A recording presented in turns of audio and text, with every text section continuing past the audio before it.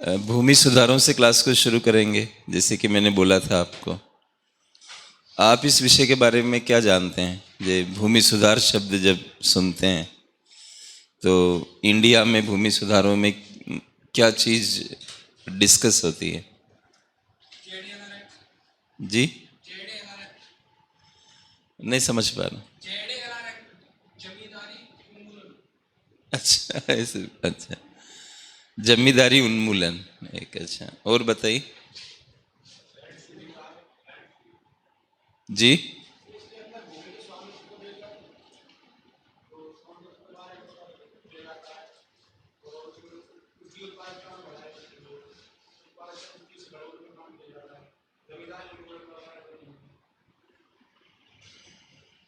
और किस तरह के टॉपिक्स इसमें शामिल रहते हैं भूमि सुधारों में?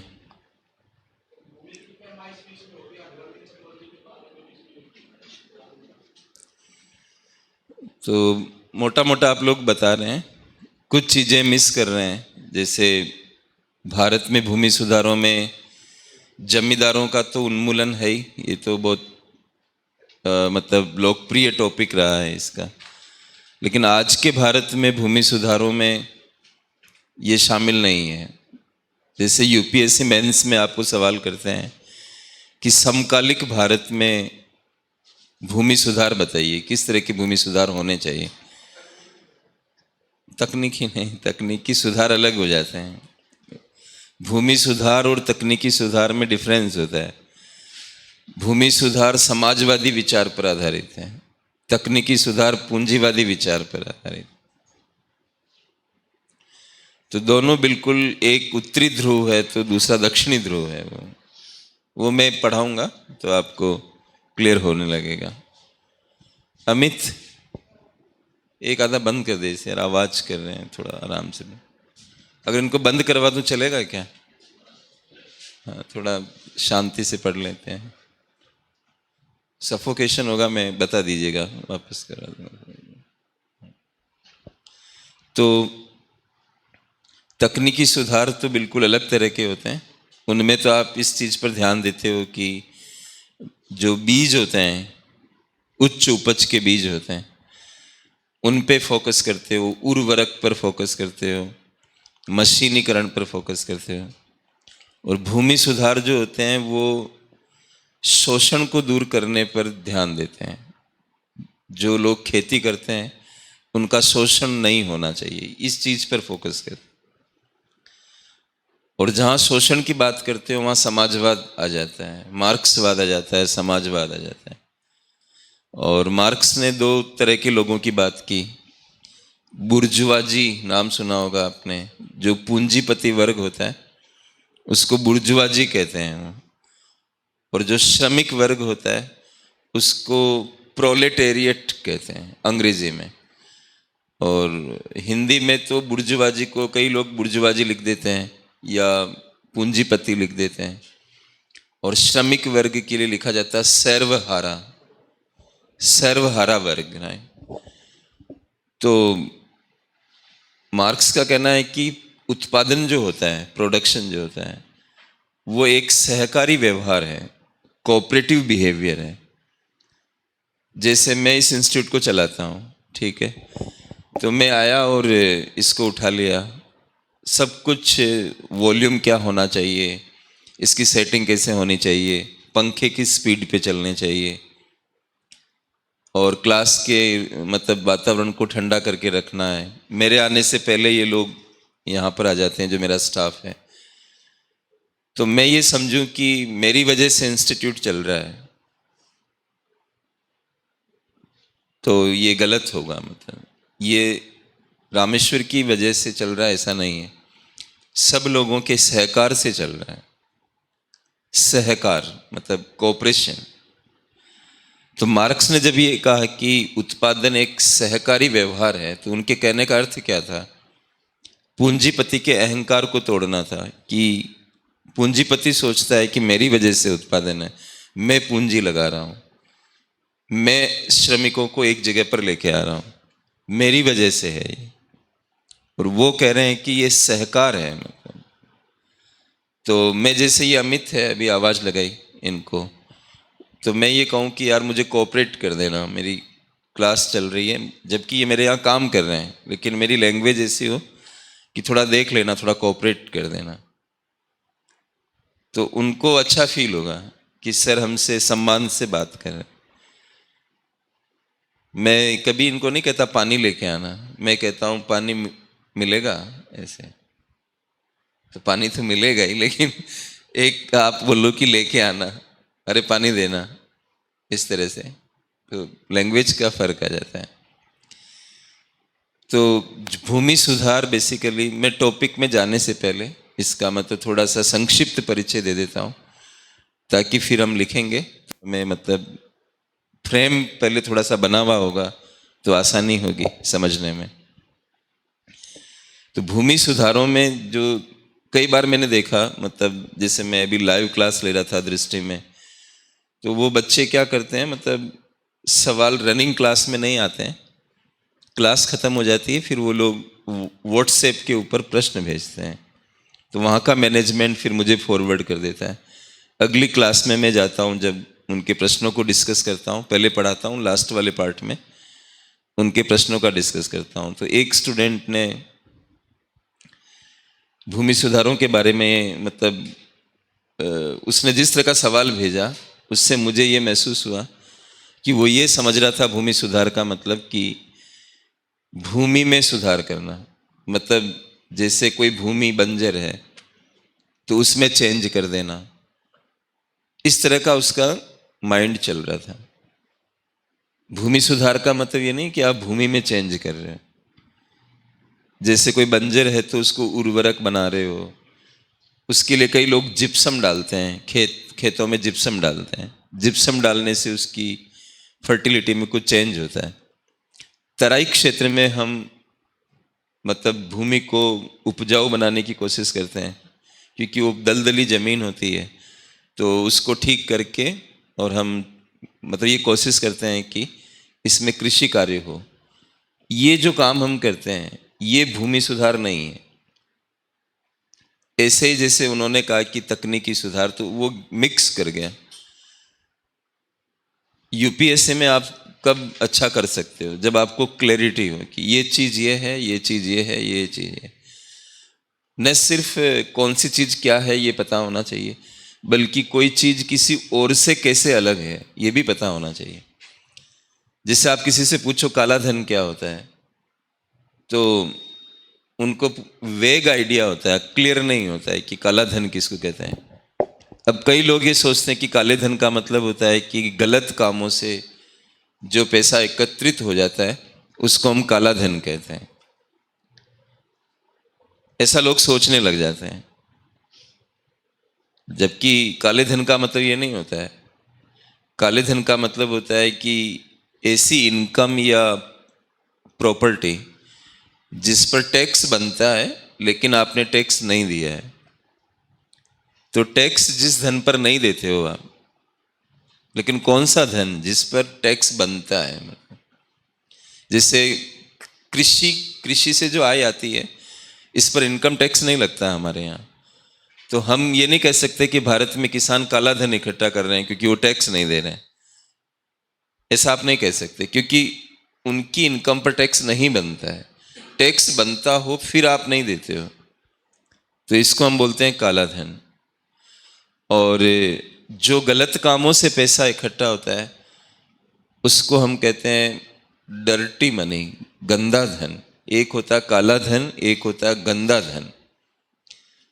और ये सब चीज़ें क्या होती है, आप इंटरव्यू में जब जाओगे तब आपको समझ में आएगा कि, और वो एक अलग स्टेज है, वहाँ आपको स्टार्ट करेंगे काले धन से और इतनी बातें पूछ लेंगे कि आप उत्तर देते नहीं बनेगा, और लास्ट स्टेज में आकर भी हम वापस लौट के आ जाते हैं। आते हैं 3 में से 2 लोग तो लौट कर आते ही हैं वापस, जबकि वो इतने प्रतिभावान हैं। तो ऐसी छोटी छोटी जो बातें होती है। अब डर्टी मनी और ब्लैक मनी, डर्टी मनी नाम ही कह रहा डर्टी, डर्टी यहाँ आप कह सकते हो कि किसी ने रिश्वत से पैसा कमाया, डर्टी मनी है। तस्करी से पैसा कमाया, स्मगलिंग से पैसा कमाया, आप कहोगे कि ये डर्टी मनी है। नशे की वस्तुओं में व्यापार किया, नारकोटिक्स में, और उससे पैसा कमाया आपने, ये डर्टी मनी है। किसी को मारने के लिए आपने सुपारी ली और उससे पैसा मिला, वो डर्टी मनी है। कुल मिलाकर आप कह सकते हो कि क्रिमिनल एक्टिविटीज है। देखो संक्षिप्त कैसे करते हैं, ये तो मैंने एग्जाम्पल दिए। यूपीएससी के पास इतना समय नहीं है आपके एग्जाम्पल पढ़ने के लिए, क्योंकि स्पेस कम होता है, और उससे ज्यादा कम क्या होता है, टाइम। अब ज्यादा एग्जाम्पल लिखोगे आप तो टाइम भी जा रहा है साथ में, इतने सारे सवाल होते हैं। नियत समय पर नहीं कर पाए, वो कॉपी छीन के ले गया। आप सोचते हैं कि मैंने बहुत अच्छी जगह तैयारी की और मेरी अच्छी पढ़ाई थी, लेकिन उसका महत्व क्या है। इसलिए तो कांट ने कहा कि इस दुनिया में समय और स्पेस की सत्ता है। समय और स्पेस की सत्ता, मतलब टाइम और स्पेस। किसी भी चीज के अस्तित्व के लिए टाइम जरूरी होता है। आप मेरे सामने आए हो तो मैं आज ही आपको तैयार नहीं कर दूंगा, मुझे आप समय दोगे। मतलब मैंने कहा कि मैं 35 से 40 क्लास में आपको पढ़ाऊंगा, आप कहते हो सर मेरे पास इतना समय नहीं है, तो मैं कहूंगा कि मैं नहीं पढ़ा सकता आपको। फसलों के पकने के लिए समय चाहिए। एक माँ के गर्भ में बच्चा होता है, उसको 9 महीने चाहिए। टाइम, मतलब बिना टाइम के कैसे आप कर सकते हो। और स्पेस, माँ की कोख अगर बड़ी नहीं हो पाती है तो क्या बच्चा ग्रो कर सकता है। स्पेस नहीं मिला उसे।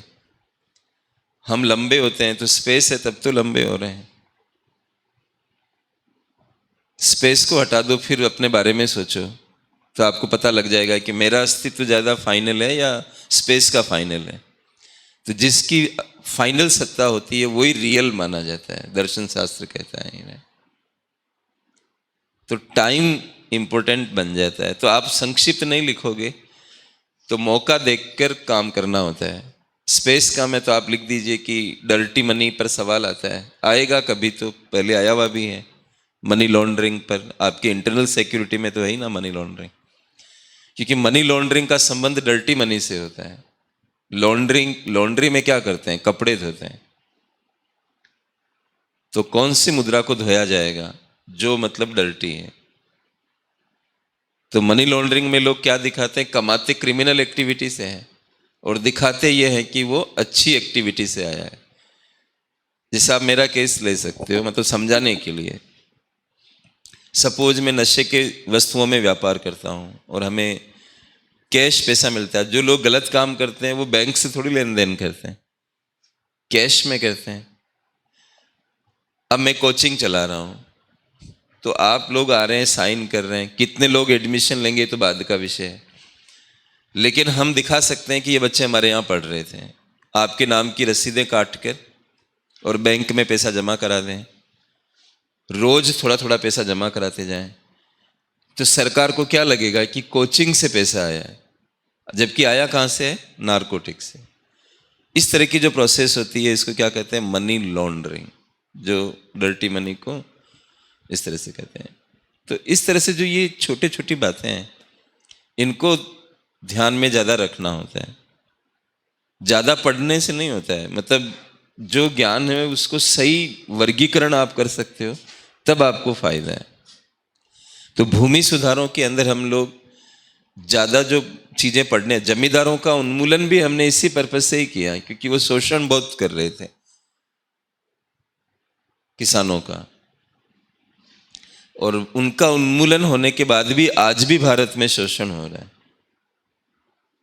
लेकिन कौन कर रहा है, जमींदार नहीं कर रहे हैं। जमींदारों का तो उन्मूलन हो चुका है।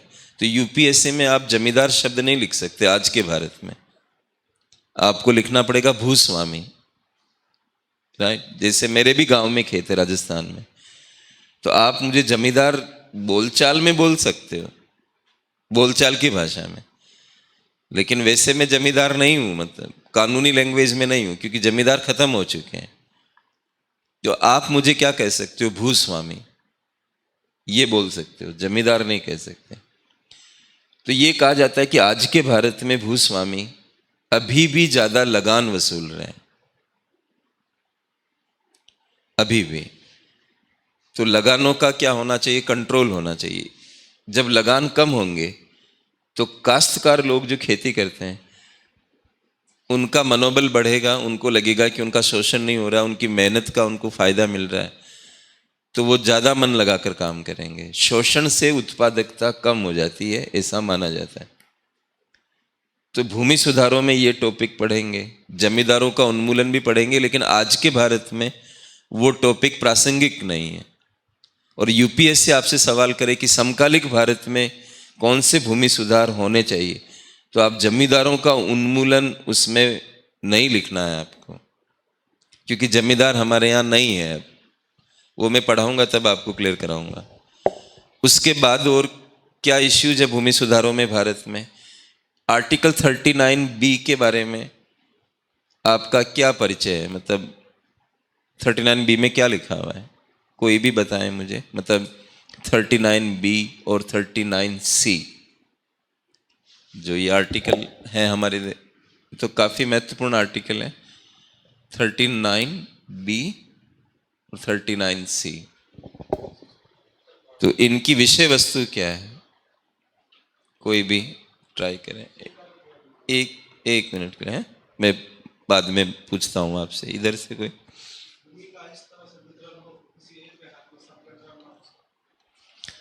भूमिका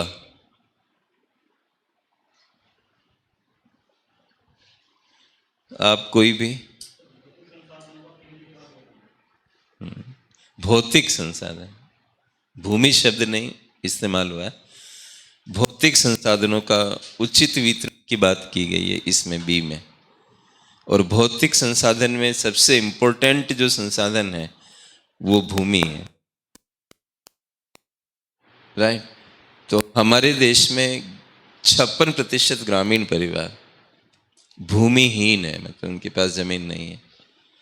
आप ग्रामीण क्षेत्रों की गरीबी दूर करना चाहते हो तो कई सारे उपाय हैं, लेकिन एक इम्पोर्टेंट उपाय जो करना चाहिए भारत को, वो कृषि भूमि का सही वितरण लोगों के पास होना चाहिए। ये वर्ल्ड बैंक भी कहता है। वर्ल्ड बैंक एक पूंजीवादी संस्थान है, तो आपको पता ही है। ऐसे संस्थान भी सही डिस्ट्रीब्यूशन की बात कर रहे हैं। पूंजीवाद में डिस्ट्रीब्यूशन पे ध्यान नहीं दिया जाता है, पूंजीवाद तो विषमताओं पे चलता है। लेकिन फिर भी वर्ल्ड बैंक ने बोला कि भारत को अगर ग्रामीण प्रदेशों की गरीबी दूर करनी है तो उनको भूमि सुधारों पर ध्यान देना होगा, और भूमि सुधारों के अंतर्गत आपको निर्धन लोगों को भूमि का वितरण करना होगा। ये टॉपिक आज भी भारत में महत्व रखता है, क्योंकि मैंने एक डेटा बोला 56% ग्रामीण परिवार भूमिहीन है भारत में। और ये 2011 की एक सामाजिक आर्थिक जातिगत जनगणना थी, उसका डेटा है। अब हम आगे 2021 में, तो कई सर्वे हो नहीं पाते हैं टाइम टू टाइम, तो जो वो गणना थी उसका डेटा मैंने कोट किया आपके सामने। तो ये भी हमें करना पड़ेगा, मतलब भूमि सुधारों के अंदर ये टॉपिक भी है। और सबसे महत्वपूर्ण टॉपिक जो है कि हमें रैंक करना पड़े कि सबसे इम्पोर्टेंट, वो है छोटे खेतों की समस्या। भारत में खेत बहुत छोटे छोटे हो गए, इतने छोटे हो गए हैं कि आप उसको, कई लोग क्या करते हैं, देखो जैसे एक खेत इस क्लासरूम जितना ही हो, तो कोई किसान आपको लगेगा कि वो खेती करेगा इस तरह के क्लासरूम वाली साइज में। तब फिर लोग क्या करना शुरू कर देते हैं, नॉन एग्रीकल्चरल यानी गैर कृषि कार्यों में उसका इस्तेमाल करना शुरू कर देते हैं। गैर कृषि कार्य किस तरह के, जैसे वहां पर पशु बांधने लग जाएंगे, बाड़ा बना देंगे। बाड़ा जानते हो आप, मतलब चारों तरफ घेर के, है ना, वो कांटे की छड़ें लगा देते हैं और कुछ लगा के एक मतलब बाउंड्री बना देते हैं, वो बाड़ा बन गया। उसके बाद एक छोटा सा गेट लगा देते हैं। अब उसमें भैंस बांध रहे हैं, उसमें गाय बांध रहे हैं,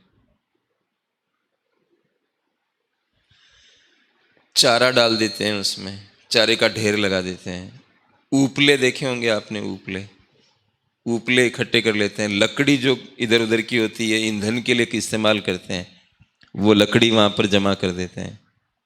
तो क्या भारत की भूमि, देखो मैं जाऊंगा लिखाऊंगा आपको, थोड़ा विश्लेषण करना चाह रहा हूं। आपकी सहमति है ना इस चीज के लिए? ओके।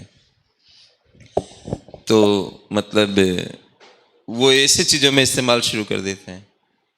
नतीजा क्या होगा कि भारत के कृषिगत उत्पादन पर उसका प्रभाव पड़ेगा, क्योंकि ऑलरेडी हमारे देश में क्या हो रहा है, औद्योगिकीकरण की वजह से, शहरीकरण की वजह से और इंफ्रास्ट्रक्चर की वजह से आजकल हमारी सरकार बड़े बड़े एयरपोर्ट, एक्सप्रेस हाईवेज, कई तरह के जोन्स जैसे special economic zone, investment zone, मतलब इस तरह की चीजें जो बना रही है, बड़ी बड़ी मंडियां, टर्मिनल मार्केट्स,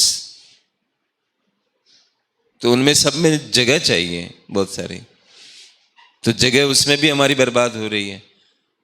अब ले देकर जो जमीन है उसको हम उसमें भी हम बाड़ा बना देंगे, तब तो ये भारत के लिए, किसान के लिए, दो शब्द होते हैं इकोनॉमिक्स में, माइक्रो इकोनॉमिक्स और मैक्रो इकोनॉमिक्स, राइट। एक व्यक्ति का अर्थशास्त्र जो होता है वो माइक्रो इकोनॉमिक्स है, मतलब एक व्यक्ति को ध्यान में रखकर आप दिमाग लगाते हो। जैसे एक उपभोक्ता है, एक उपभोक्ता क्या करता है, कीमत कम होने पर क्या करेगा? आपके मन में ख्याल आया कि कीमत कम होगी तो मांग बढ़ेगी, एक उपभोक्ता मांग बढ़ाएगा। ऐसे ही एक उपभोक्ता की आय बढ़ती है तो क्या करेगा? तो आपके दिल ने कहा कि वो मांग बढ़ाएगा क्योंकि उसकी इनकम बढ़ गई। एक उपभोक्ता चाय पीता है और कॉफी भी पीता है, मतलब न्यूट्रल है दोनों में, चाय भी पी सकता है, कॉफी भी पी सकता है। किसी ने कहा कि कॉफी की कीमत बढ़ जाएगी तो चाय पर क्या फर्क पड़ेगा? ये इसने दिमाग लगाया कि कॉफी की कीमत बढ़ जाएगी और चाय भी पी सकता है, तो फिर वो चाय पिएगा। तो आप कहोगे कि चाय की मांग बढ़ गई। एक को पढ़ रहे हो आप, इसको कहते हैं माइक्रो इकोनॉमिक्स। भगोनी में चावल पके कि नहीं पके, एक देखा जाए तो एक ही निकालना चाहिए मेरे हिसाब से, हालांकि हम एक चम्मच निकाल लेते हैं। एक कौन निकालेगा? एक चम्मच निकाल के यूं देखते हैं कि पके कि नहीं पके, यही है ना तरीका। वही है ये माइक्रो इकोनॉमिक्स। एक थोड़ा सा देखते हो, फिर समझते हो कि ज्यादातर ऐसा ही होता है, फिर क्या समझते हो? ज्यादातर ऐसा ही होता है। तो जब उसको ज्यादातर पे लागू करते हो तो वो क्या बन जाता है? Macro economics. लेकिन कई बार टकराट होती है, जो माइक्रो लेवल पे अच्छा होता है वो मैक्रो लेवल पे खराब हो जाता है, ऐसा भी होता है। जिससे बचत, एक आदमी बचत करता है, उसको बड़ा अच्छा लगता है कि बचत कर रहा हूं, मेरे जमा पूंजी में बना रहा हूं, राइट। ये माइक्रो है। अब आप ऐसे सोचो कि भारत का हर आदमी यही काम करने लग जाए, बचत अच्छी होती है, रोज माला फेर रहा है, बचत अच्छी होती है, बचत अच्छी, और बचत करना शुरू कर दिया, कंजूस बन गया उन्हें, न कपड़े खरीदता है। गांव में लोग क्या करते हैं कि एक पजामा और कुर्ता सिलवा लेते हैं। अच्छे अच्छे सेठ लोगों को आपने देखा होगा, उनका दो ड्रेस रहते हैं, पजामा कुर्ता, उसी को धो धो के पहनते रहते। अब उनके दिमाग में ये चल जाता है कि 5% का ब्याज, 100 रुपये पर 5 रुपये मिल रहे हैं, तो मैं पजामा क्यों सिलवाऊं? मतलब मैं किसी को 100 रुपये दे दूं, 5 रुपये आना शुरू हो जाएगा। मैं भी गांव से हूं, मैं गांव को समझता हूं, इसीलिए तो मैं बेहतर ढंग से पढ़ा पाता हूं ये कृषि, भूमि सुधार, ये सारे। मैंने दोनों दुनिया देखी हुई है, मतलब गांव भी देखा हुआ बहुत छोटा सा, और दिल्ली में भी, इंडिया की कैपिटल है, यहाँ पर आगे 20 साल हो गए मेरे को। मैं एक बार अपने गांव गया तो मेरे अंकल बहुत पैसे वाले हैं, तो मेरा घर एक तरफ है, दूसरी तरफ मतलब थोड़ी डिस्टेंस के बाद उनका घर है, और मेरे घर के पास में उनकी दुकान है। तो मैंने उनको देखा, मैंने कहा, वो चप्पल नहीं पहने हुए थे, तो मैंने कहा अंकल ये कंकड़ वगैरह आपको चुभ जाएंगे, मतलब मेरे को लग रहा है कि आपको कुछ लग नहीं जाए, तो आप चप्पल क्यों नहीं पहनते हो? मैंने उनसे पूछा। वो बोले यार तुम लोग जो है ना, मतलब शहर में जाकर पता नहीं क्या हो जाता है तुम लोगों को, दुकान मेरी इधर है, घर मेरा उधर है, अब कई बार सामान लाना पड़ता है, घर में पड़ा रहता है, तो मेरे को 20-25 चक्कर काटने पड़ते हैं, मतलब घर से दुकान के बीच में। तो तुम ये बताओ कि कितनी चप्पल घिस जाएगी।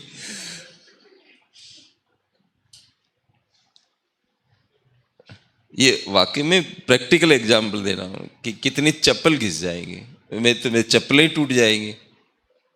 तो मैं ऐसे ही चल रहा। मैंने कहा अजीब स्थिति है। फिर मैं दिवाली के ऊपर गया उनसे मिलने के लिए, पैर छूने के लिए जाते हैं। जब गांव में था तब, तो मतलब इधर भी था जब दिवाली मनाने गांव गया। अब वह घर के आसपास उनके कुछ गड्ढे हो रखे थे, मतलब जमीन में। तो मुझे थोड़ा सा लगा मतलब कि मेरा जूता ऐसे फंस गया, और इसे मैं उनके अंदर गया। मैंने कहा अंकल आपने बाहर लाइट नहीं जला रखी है, दिवाली है आज तो। बोले यार क्या करें, मतलब सामने वाला कभी लाइट नहीं जलाता है। हमारा घर इधर है, वो सामने वाला जो है वो लाइट जलाता ही नहीं है, तो मैं क्यों जलाऊं, मेहमान तो उसके भी आते हैं। वो नहीं जला रहा इसलिए मैं भी नहीं जला रहा हूं। मैंने कहा आपको तो पता है ना मैं दिल्ली से आया हुआ हूं, आपके घर तो आऊंगा ही। आपने सोचा नहीं कि रामेश्वर को कैसा लगेगा। अरे तुम लोगों को गोद में खिलाया है, तुम ऐसी बात कर रहे हो कैसा लगेगा। तुम जानते नहीं हो ये पड़ोसी बहुत खराब है। ठीक है। वो मेरे रियल अंकल नहीं थे, मतलब दूरस्थ रिश्ते में थे, एक ही कास्ट के हो जाते हैं ना, तो तब ये इस तरह का। लेकिन वो रहता है कि भाई दिवाली होली आप जाके मिलो, मतलब ये। तो वो बचत पे बहुत फोकस कर रहे थे, मतलब मैं कहना ये चाह रहा हूँ कुल मिलाकर। अब एक आदमी उनकी तरह हो जाए तो भारत में रिलैक्स वगैरह की चप्पल कैसे बिकेगी, आप ये समझाइए। अब जो माइक्रो आप सोच रहे हो वो मैक्रो में जाके क्या हो गया, खराब हो गया। समग्र स्तर पर बचते हैं, लेकिन बजट आप पढ़ते हो तो भारत सरकार तो बजट में बचत पर फोकस करती है। 1.5 लाख रुपए की एफडी आप करा लेते हो 5 साल की, म्यूचुअल फंड के यूनिट खरीद लेते हो, तो सरकार आपको टैक्स में छूट देती है। तो क्या सरकार माइक्रो इकोनॉमिक्स है? नहीं, सरकार तो पूरे इंडिया के लिए मैक्रो है। फिर वो बचत पे ध्यान क्यों दे रही है? राइट। तो ये सारी उलझने आपको लग रही होगी, उनको मैं सुलझा दूंगा टाइम आने पर। लेकिन आप अभी ये समझिए कि हर चीज जो माइक्रो लेवल पे अच्छी होती है वो मैक्रो लेवल पे अच्छी हो, ये कोई जरूरी नहीं होता है। लेकिन इस चीज का समाधान सरकार कैसे निकालती है? निवेश के द्वारा निकालती है। लोग बचत करते हैं, बैंक में पैसा जमा कराते हैं, उस पैसे को लेकर व्यापारी वर्ग क्या करता है? निवेश करता है। जैसे हम माइक ले आए, कैमरा ले आए, बोर्ड ले आए, चेयर्स ले आए, ये क्या कहलाता है? निवेश। निवेश किसको कहते हैं? ऐसा खर्चा जिससे आप उत्पादन क्षमता बढ़ाते हो। आप माइक को खरीदना निवेश कहलाएगा, एसी को खरीदना क्लासरूम के लिए, अगर मैं घर के लिए खरीदूंगा तो ये उपभोग कहलाएगा। लेकिन यहां ये एसी क्या काम आ रहा है? इस क्लास में उत्पादन क्षमता बढ़ाता है। जब बहुत गर्मी लगती है तो हमें चलाना पड़ता है, तब मैं भी ठीक से पढ़ा पाता हूं और स्टूडेंट भी ठीक से पढ़ पाते हैं। एक कार है, अब मैं जाऊंगा, बस एक एग्जांपल दे रहा हूं। एक कार है जिसको एक आदमी ओला उबर से जुड़ने के लिए कि मैं बिजनेस करूंगा, उसके लिए कार खरीदता है, तो वो क्या कहलाएगा? निवेश। और अपने घर वालों के लिए, अपने लिए, आने जाने के लिए कि भाई हम कभी भी बाहर जाएंगे, हमारी प्राइवेसी रहेगी, सेफ रहेंगे, हम लोग बाइक से गिर सकते हैं, ये सब सोच के वो लोग एक गाड़ी लेके आए, ये उपभोग कहलाएगा।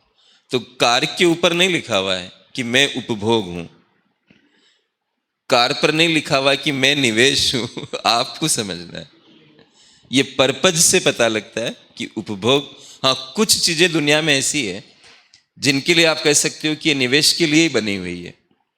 जैसे ट्रैक्टर, आपने सुना कोई आदमी ट्रैक्टर इसलिए लेके आया कि पीछे ट्रॉली बांध दे और परिवार वालों को घुमाए? Do you think so?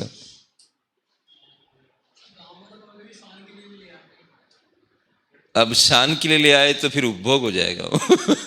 भाई मैं कोई वो नहीं कह रहा हूं, लेकिन ट्रैक्टर आमतौर पे वो लाके खड़ा नहीं करेंगे, मुझे ऐसा लगता है। और अगर ऐसा है तो आप उपभोग बोल सकते हो। चलो अब ट्रैक्टर मान लो कंफ्यूजन वाली स्टेट में चल रहा है, तो आप जेसीबी ले आओ। अब वो भी कोई शान के लाके बाहर खड़ा कर दे रहा है, तो उसका तो हम कुछ नहीं कर सकते। हाँ, एक बार ऐसा ख्याल मुझे आया था, वो अलग केस में आया था।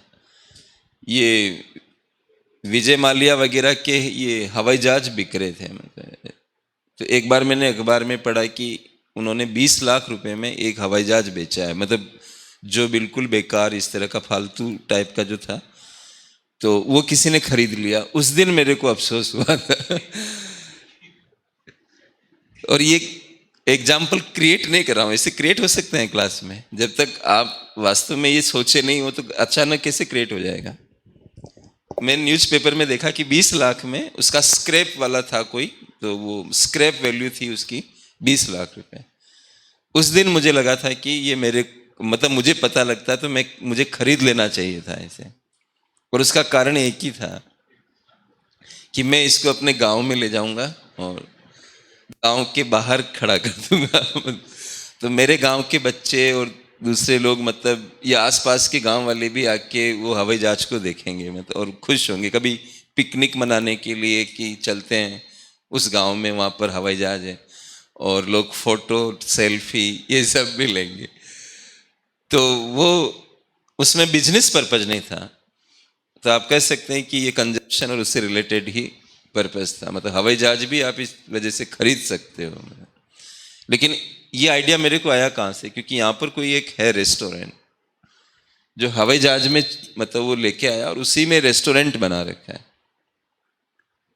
वो निवेश कहलाएगा फिर, क्योंकि वो रेस्टोरेंट चला रहा है उसमें, लोग खुश होके उसमें जाते हैं, बुक कराते हैं पहले, और फिर इस तरह का कुछ है, राइट। तो इस तरह से है। तो ये तो ऐसे बातचीत की आप लोगों से। हम पढ़ना शुरू कर लेते हैं। भूमि सुधार हेडिंग लगाते हैं, राइट। ये तो आपने बताया ही नहीं, मतलब 39B तो हो गया, सी नहीं बताया आपने।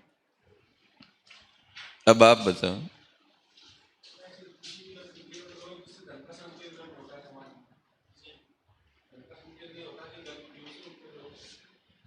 सी में क्या है कि जो हमारी आर्थिक व्यवस्था है, इकोनॉमिक सिस्टम है ना, उसकी कार्य प्रणाली ऐसी नहीं होनी चाहिए कि कुछ लोगों के हाथों में संपत्ति का केंद्रीकरण हो जाए। इकोनॉमिक सिस्टम की कार्य प्रणाली, इकोनॉमिक सिस्टम की कार्य प्रणाली कैसे होती है, आप इकोनॉमी को किस पैटर्न पे चला रहे हो।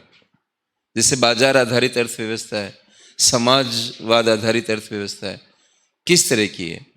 आज अगर हम भारत में सबको बराबर बराबर कर दें, मतलब बिल्कुल बराबर कर दें, सबके पास बराबर प्रॉपर्टी है, फिर इस देश को चलाएं, तो हमारा इकोनॉमी को चलाने का सिस्टम क्या है। सपोज इसको हम कर देते हैं बाजार आधारित, तो धीरे धीरे ये हो सकता है कि वापस केंद्रीकरण होना शुरू हो जाए, क्योंकि बाजार जो होते हैं वो मतलब इस चीज पर ज्यादा फोकस करते हैं कि आपकी कैपेसिटी क्या है। जैसे मान लीजिए संपत्ति तो बराबर है, लेकिन एक व्यक्ति ज्यादा टैलेंटेड है दूसरों की तुलना में, उसके आइडियाज बहुत अच्छे हैं, मैनेजमेंट अच्छा कर सकता है, कॉमर्शियल विचार उसके बहुत अच्छे हैं, मार्केटिंग अच्छी आती है उसे, तो धीरे धीरे एक छोटी कंपनी बनाएगा और फिर आगे निकल सकता है।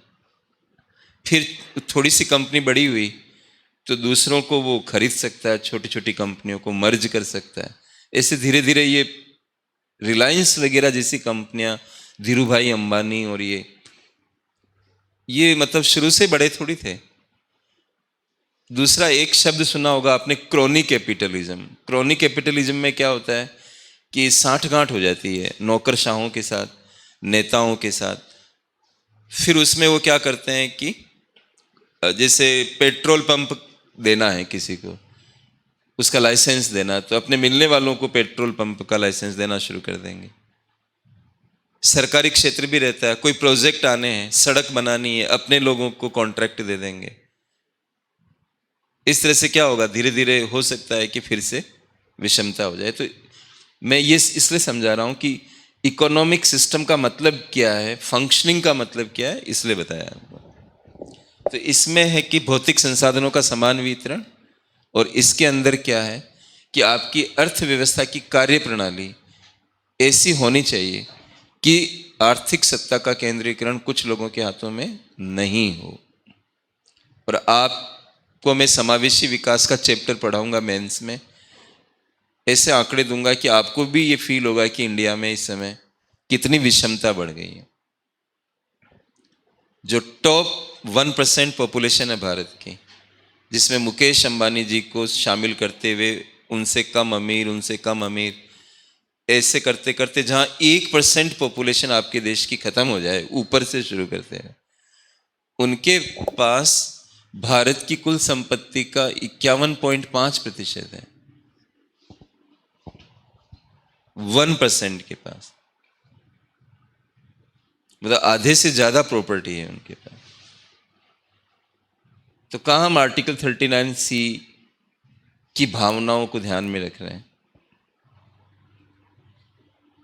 राइट। तो ये था, आप हेडिंग लगा लो चैप्टर की, भूमि सुधार।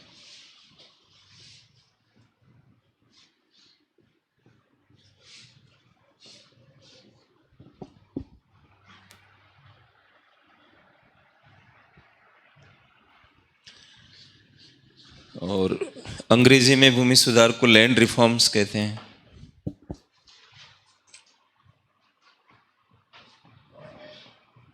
Land reforms.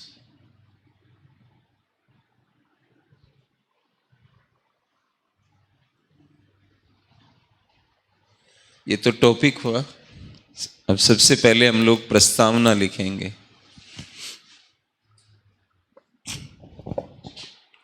प्रस्तावना।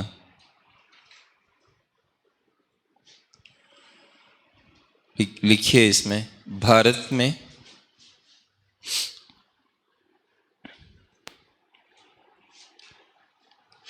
कृषि उत्पादकता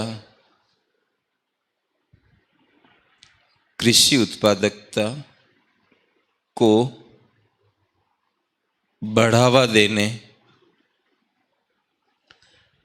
देने, कोमा लगाइए, गरीबी निवारण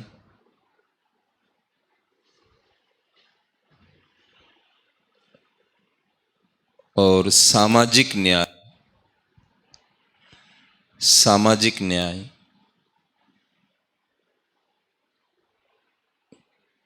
को सुनिश्चित करने के लिए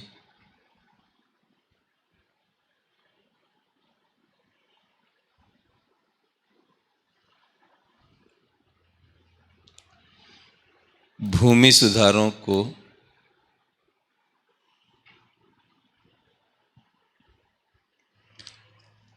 आवश्यक माना गया है।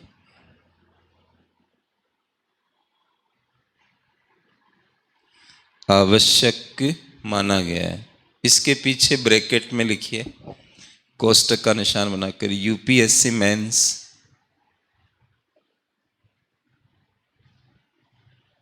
2013।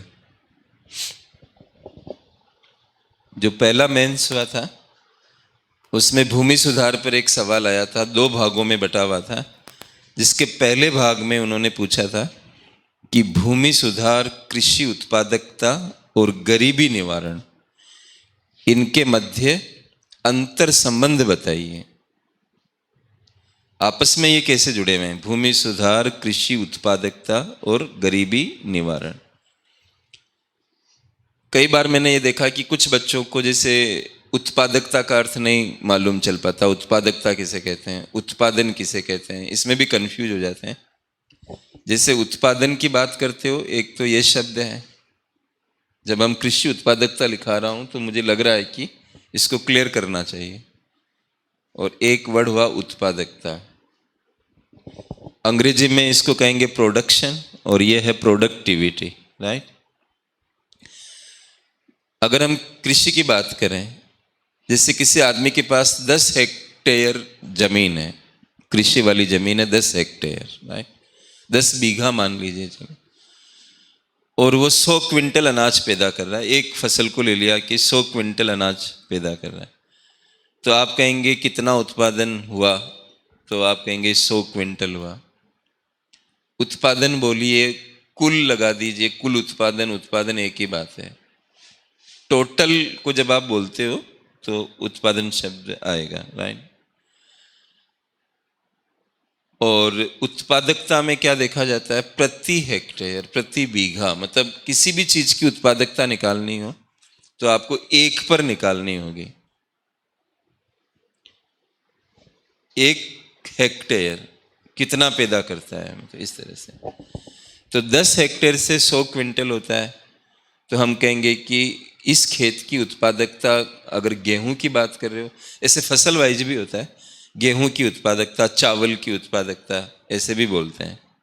एक रिसर्च कहता है कि जापान की चावल की उत्पादकता अमेरिका की चावल की उत्पादकता से ज्यादा है। क्या मतलब हुआ इसका? भले ही उत्पादन जो है अमेरिका में ज्यादा हो रहा हो, क्योंकि जापान तो छोटा सा है, तो उत्पादन ज्यादा होने से हम ये नहीं कह सकते कि उत्पादकता भी ज्यादा होगी। ये भी ध्यान रखना चाहिए, राइट।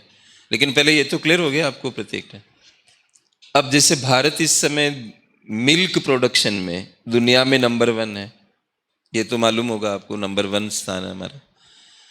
लेकिन क्या हमारे भारत के पशु उत्पादक माने गए हैं? नहीं। डेनमार्क वगैरह के पशुओं की तुलना में हमारे पशु इतने उत्पादक नहीं है। हमारी गायें, भैंस वगैरह ये सब उतने उत्पादक नहीं है। लेकिन फिर भी उत्पादन ज्यादा क्यों है? क्योंकि हमारे यहाँ पशु ज्यादा हैं, इस वजह से। अब ज्यादा पशु मिलके ज्यादा उत्पादन कर रहे हैं। अब एक परिवार में 20 लोग हैं, सब कमा रहे हैं, और एक परिवार में एक आदमी है। अब वो 1 लाख रुपए कमा रहा है और वो सब लोग 20-20 हजार रुपए कमा रहे हैं, तो भी ज्यादा हो जाएगा उनके यहाँ। वो 4 लाख रुपए कमाएंगे, 20 आदमी 4 लाख कमाएंगे, और एक आदमी 1 लाख कमा रहा है। तो क्या हम ये कह देंगे कि सामने वाला जो परिवार है वो ज्यादा उत्पादक है? नहीं, गलत है ये। पहले वाला जिसमें एक आदमी है वो ज्यादा उत्पादक है, राइट। तो हमने कृषि उत्पादकता, तो भारत में कृषि उत्पादकता को बढ़ावा देने, गरीबी निवारण और सामाजिक न्याय के लिए भूमि सुधारों को आवश्यक माना गया है। और ब्रैकेट में आपने लिखा यूपीएससी मेंस 2013, और यूपीएससी में ये सवाल एक पार्ट के रूप में पूछा गया था। तो मैं एक डायग्राम बनाऊंगा, उसके बाद आपको लिखाऊंगा। तो कुछ कुछ चीजें बीच में जब आएगी तो आप ऐसे नोट्स में आगे बढ़ जाना, लेकिन उनको बॉक्स में बंद कर देना, ताकि वो अलग आपके दिमाग में रहे कि ये अलग बात थी। जुड़ी हुई तो इसी से है, लेकिन लेखन के अंदर नहीं ला रहा हूं मैं। अब डायग्राम वगैरह बनेंगे तो मैं समझाने के लिए बना रहा हूं। आप वहां भी बना सकते हो यूपीएससी में। एक बार इस अंतर संबंध को समझाने के लिए मैं डायग्राम बना रहा हूं।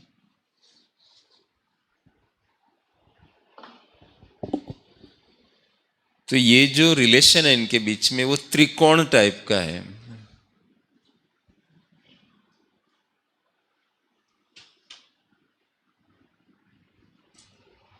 तो यहां पर मतलब भूमि सुधार ऊपर ही ऊपर लिखेंगे हम लोग। और मैं थोड़ा परिचय आपको दिया ही था भूमि सुधारों के बारे में, कि शोषण को दूर करते हैं, छोटे खेत की प्रॉब्लम भी दूर करते हैं। तो छोटे खेत ठीक ठाक बड़े हो जाते हैं तो उत्पादकता बढ़ती है। तो भूमि सुधारों से एक तरफ क्या होगा कि कृषि उत्पादकता,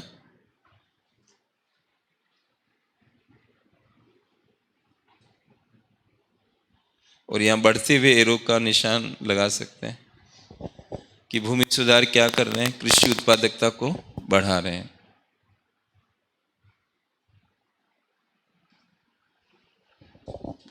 कृषि उत्पादकता की तरफ जा रहे हैं, ये बढ़ रही है, राइट। और भूमि सुधारों में मैंने ये भी कहा कि हम निर्धन लोगों को भूमि का वितरण भी करते हैं। तो भूमि सुधार सीधा क्या करेंगे? गरीबी को कम करेंगे,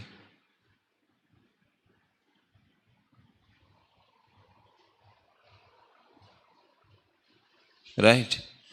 और ये ऐसे हम एरो बना सकते हैं।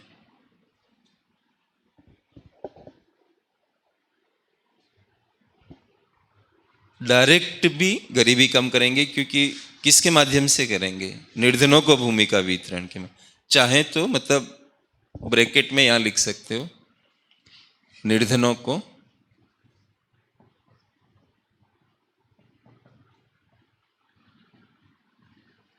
भूमि का वितरण।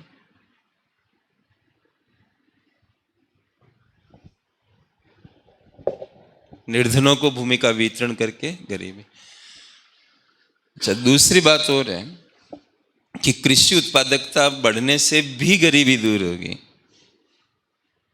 ये बढ़ने से, एक अर्थशास्त्री थे वीएम डांडेकर, नाम सुना आपने?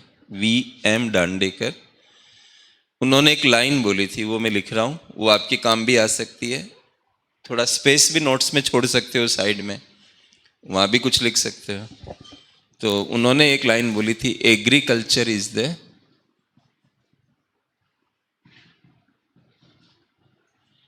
Parking place of poors.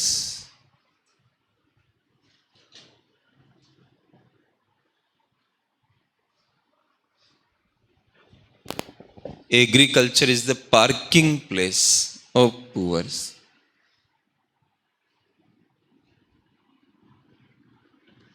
VM Dandekar.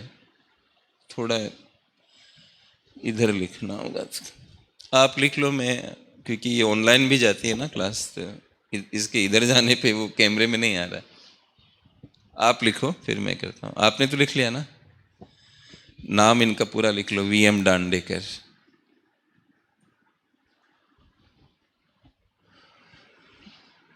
Agriculture यहाँ मेरे को लिखना पड़ेगा, agriculture is the parking place of poors.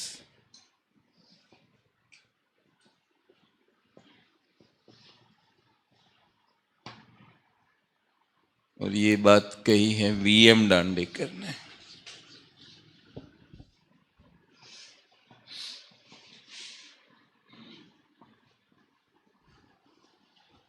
VM Dandekar, agriculture is the parking place of poors. इसका मतलब क्या है? मतलब आपको गरीब एग्रीकल्चर में दिखेंगे, पार्किंग में। जैसे कार पार्किंग है, तो कोई कहे मेरी कार कहाँ चली गई, तो किसी ने कहा पार्किंग में देख लो। भारत में किसी ने पूछा गरीब कहाँ दिखेंगे, खेती में देख लो। मैं तो कोटेशन ले रहा हूं ना, अपनी बात नहीं कह रहा हूं। अपनी बात तो मैं समझाने में करता हूं, बाकी जितनी चीजें आती है वो किसी न किसी की है। बस मेरा काम है प्लेसमेंट करना, कि इसको यहाँ प्लेस करना है, इसको यहाँ प्लेस करना है। यही कला आपको सीखनी है कि किसी चीज को कैसे प्रमाणित करना है। तो ये भी मैंने क्लियर कर दिया कि गरीब कृषि में है। अब कृषि की उत्पादकता बढ़ेगी तो आय बढ़ेगी ना संबंधित लोगों की। तो इसलिए इधर से भी हम किधर जाएंगे? गरीबी के कम होने की दिशा में।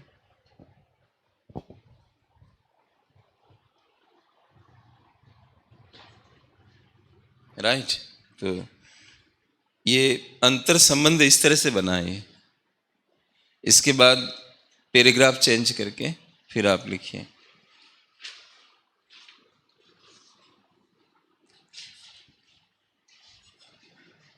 लिखिए, वर्तमान समय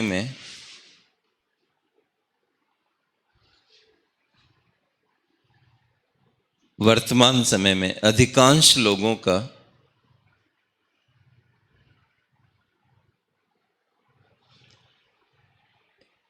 यह मानना है कि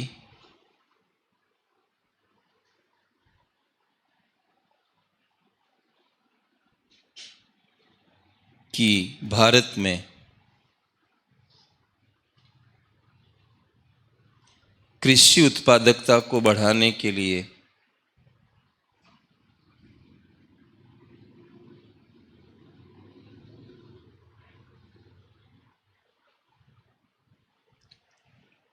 तकनीकी सुधार पर्याप्त नहीं है।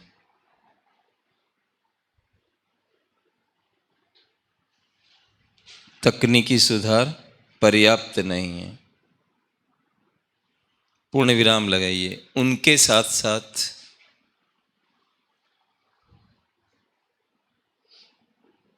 भूमि सुधारों पर ध्यान देना जरूरी है।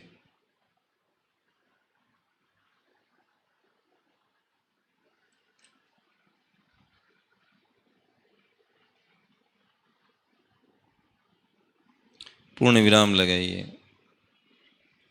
वर्तमान में तकनीकी सुधारों की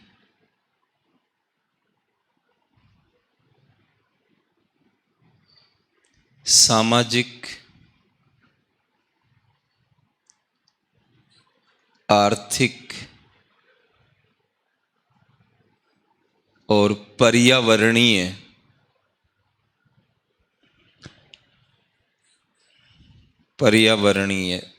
लागत बढ़ती जा रही है।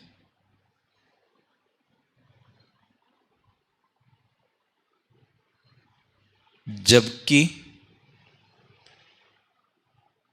कृषिगत उत्पादन को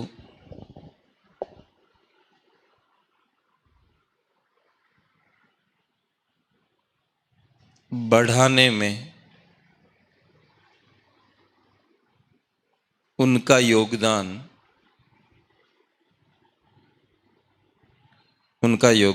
कम होता जा रहा है।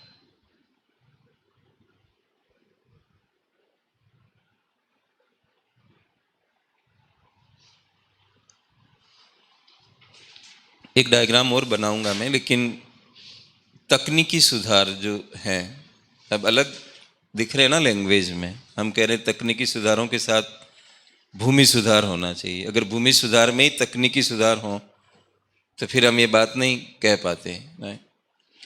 और फिर हम उनका कुछ सीमा तक मतलब खंडन भी कर रहे हैं हल्का। अब मैं डायग्राम बना के आपको बताऊंगा, लेकिन फिलहाल जैसे तकनीकी सुधारों में बीज पे काम करते हैं, उच्च उपज के बीज, फिर उसमें फर्टिलाइजर मिक्स करते हैं, पानी मिलाते हैं, मशीनीकरण, ये सब आगे तकनीकी सुधार के अंदर। ये जो तकनीकी सुधार भारत में चल रहे हैं या लागू हो रहे हैं किसानों के द्वारा, सरकार के द्वारा, इससे अब उत्पादन उतना नहीं बढ़ रहा है। मैं एक डायग्राम 2-3 बना के समझाऊंगा आपको। और हो क्या रहा है कि सामाजिक, आर्थिक, पर्यावरणीय लागत बढ़ रही है। सामाजिक लागत का मतलब यहाँ पर क्या हो रहा है, विषमताओं को बढ़ावा मिल रहा है। ये कहा जाता है कि भारत में बड़े किसान सब्सिडी का फायदा ज़्यादा उठाते हैं। तकनीकी सुधारों का जो हृदय है भारत में कि तकनीकी सुधार किस चीज़ से लागू होंगे, सब्सिडी से। तकनीकी तो महंगी होती है।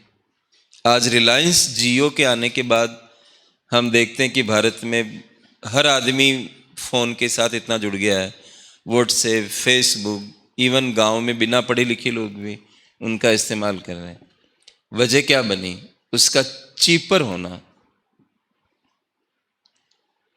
अगर आप इनका इंटरनेट वगैरह का इस्तेमाल करने का, डेटा का, इसका ज़्यादा रेट रखो, आप अगर बहुत महंगा कर दो, तो तकनीकी अच्छी होते हुए भी, संवाद की तकनीकी कि हमें किसी से बात करनी है, किसी को मैसेज भेजना है, तो उसका लोग नहीं करेंगे उतना इस्तेमाल।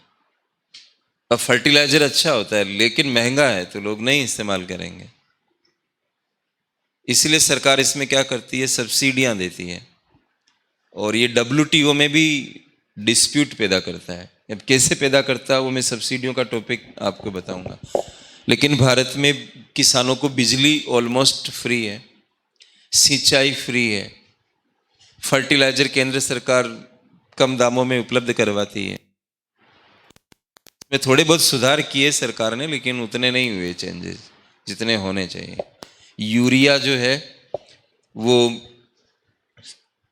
चीपर हो जाता है। सरकार की कुछ जो सब्सिडी देने का जो तरीका है वो मैं सब्सिडियां पढ़ाऊंगा तब आपको बताऊंगा। अब ज़्यादा यूरिया का इस्तेमाल करने से एक समस्या खड़ी हो जाती है जिसको हम कहते हैं यूट्रोफिकेशन। सब लेखन में आ जाएंगे अपनी जगह पर, आप चिंता नहीं करो। यूट्रोफिकेशन में क्या होता है कि जो ज़्यादा यूरिया होता है वो लीक हो जाता है, आसपास की वाटर बॉडीज में चला जाता है। जैसे छोटी छोटी नहरें, वितरिकाएं, उनमें चला गया। फिर वहाँ क्या होता है कि एल्गी का विकास होना शुरू हो जाता है। एल्गी उसको इस्तेमाल करती है अपने डेवलपमेंट के लिए। जैसे जैसे एल्गी बढ़ती है वैसे वैसे आसपास के प्लांट के लिए ऑक्सीजन कम हो जाती है और वो मरने लग जाते हैं। इस पूरी प्रक्रिया को यूट्रोफिकेशन कहा गया है। और मैं कोई साइंस का न तो टीचर हूँ नहीं स्टूडेंट हूँ, राइट। लेकिन मैंने वर्ल्ड बैंक की एक रिपोर्ट आई थी 2018 जनवरी में, उसका नाम था सिस्टमेटिक कंट्री डायग्नोस्टिक, वो भारत के ऊपर थी। तो भारत की जो समस्याएं हैं उनके ऊपर उन्होंने हर टॉपिक पर रिसर्च किया। सिस्टमेटिक कंट्री डायग्नोस्टिक, डायग्नोसिस कर रहे हैं वो एग्रीकल्चर का भी, हर जगह पे। बहुत अच्छा रिपोर्ट है वो, मैं बहुत जगह इस्तेमाल करूंगा और आप पढ़ सकते हो तो मैं बता दूंगा। तो वो रिपोर्ट आप डाउनलोड कर लेना, है अंग्रेजी में, मतलब थोड़ा थोड़ा समय मिले जैसे देख सकते हो आप। उसमें बताया गया है ये यूट्रोफिकेशन, मतलब मैंने वहाँ से सीखा है इसको। मैं कहने में कोई मेरे को प्रॉब्लम नहीं है, अब ज्ञान कहीं कहीं से तो मिलता ही है। मतलब तो यूट्रोफिकेशन की प्रक्रिया, मतलब पढ़ने के दौरान मैंने कभी पढ़ी होगी, मेरे को याद नहीं है, लेकिन उस रिपोर्ट को जब मैंने पढ़ा तो उसमें मुझे क्लैरिटी आई कि ये यूट्रोफिकेशन क्या चीज़ होती है। क्योंकि हम इकोनॉमिक्स के टीचर्स हैं, तो अब साइंस के टर्म जहाँ आ जाते हैं तो वहाँ कठिनाई होती है कई बार। जैसे वर्चुअल करेंसी मनी बैंकिंग में आएगा, बिटकॉइन। अच्छा, हमारी सरकार सेंट्रल बैंक डिजिटल करेंसी लाने के लिए बोल रहा है, रिजर्व बैंक। अब वर्चुअल करेंसी में सबसे बड़ी दिक्कत क्या आती है? Blockchain technology. अब वो साइंस वाले लोग ज़्यादा जानते हैं, आईटी वाले ज़्यादा जानते हैं। लेकिन चूंकि वर्चुअल करेंसी लोग खरीदते हैं, बिटकॉइन वगैरह, तो अब वो इकोनॉमिक्स में भी आ जाता है। तो थोड़ी उसकी प्रोसेस को समझाने के लिए प्रॉब्लम होती है, क्योंकि वहाँ साइंस लिंक हो रहा है, आईटी लिंक हो रहा है, इस वजह से।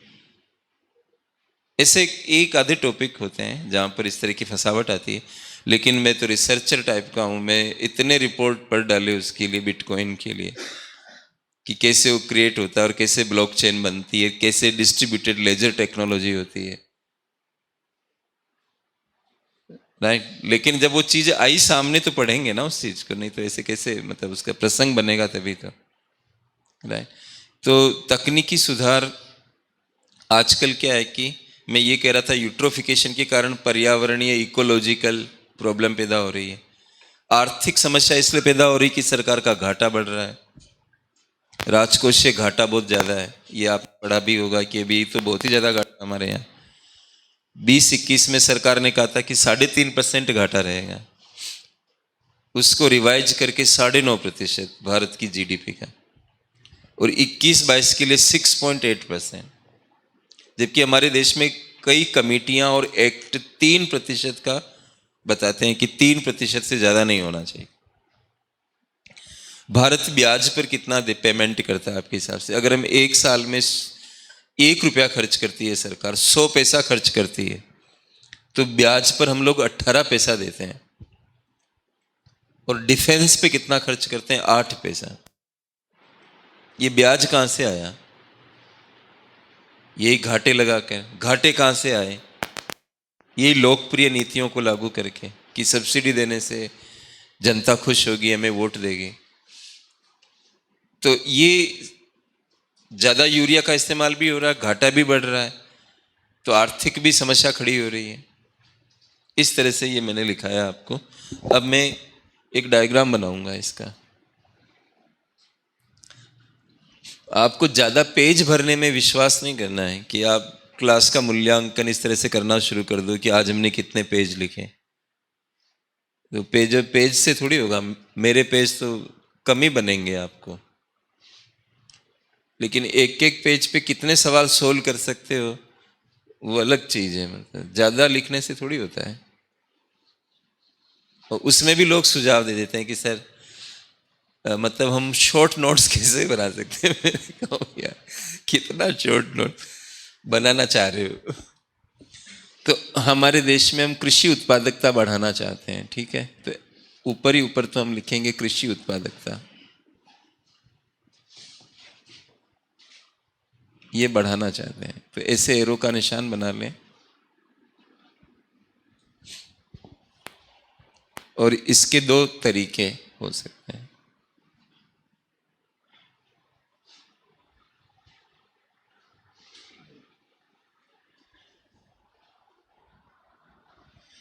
एक तरीका है तकनीकी सुधार,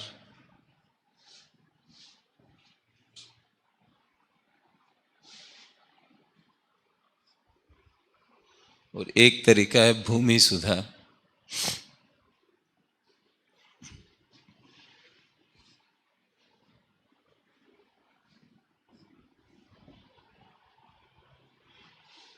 तकनीकी सुधार में हम किस चीज पर जोर देते हैं? उच्च उपज के बीज,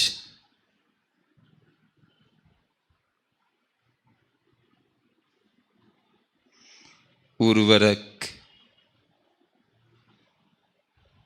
मशीनीकरण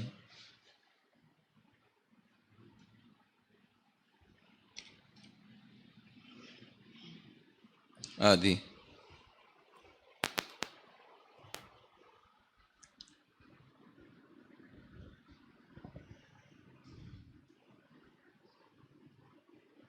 और इसमें ज़्यादा फोकस जो होता है, ऐसे तो बड़ा टॉपिक है लेकिन मेन लिख रहा हूँ, काश्तकारों के शोषण,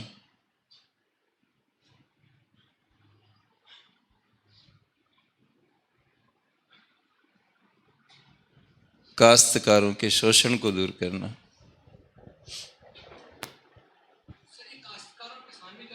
हाँ मैं बताऊंगा ना, बताऊंगा, अभी लिखो आप फिर बता दूँ। काश्तकारों के शोषण को दूर करना। ये जो यहाँ काश्तकार शब्द लिखा मैंने, ये वो लोग हैं जो दूसरों के खेत की जुताई करते हैं, और इनको बटाईदार भी कह सकते हो आप। तो ये काश्तकार शब्द जो है यहाँ पर मेरी क्लास में जब इस्तेमाल होगा, यूँ तो आप किसान को भी काश्तकार, जो काश्त करता है वो काश्तकार है, लेकिन ये भूमि सुधारों का जब चैप्टर हिंदी में पढ़ते हैं तो ये रूपांतरण किस तरह के होते हैं तो आपको पता है। तो काश्तकार शब्द जो हिंदी में आएगा उसको आप अंग्रेजी में कहेंगे टेनेंट फार्मर। एक प्रकार का क्या है वो? Tenant farmer. और जो टेनेंट फार्मर होते हैं वो ज़्यादातर क्या करते हैं, अपना एक खेती का हिस्सा भूस्वामी को देते हैं, इसलिए उनको क्या बोलते हैं, बटाईदार भी कहते हैं।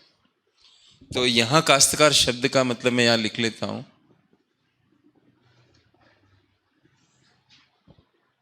टेनेंट फार्मर, दूसरों के खेत को जोतने वाला। वो एज ए टेनेंट है, मतलब स्वामी नहीं है। और इसीलिए जो टेनेंट फार्मर होते हैं वो ज़्यादातर जिस तरीके पे काम करते हैं, फसल का हिस्सा देते हैं, इसलिए इनको कई बार बटाईदार कहते हैं।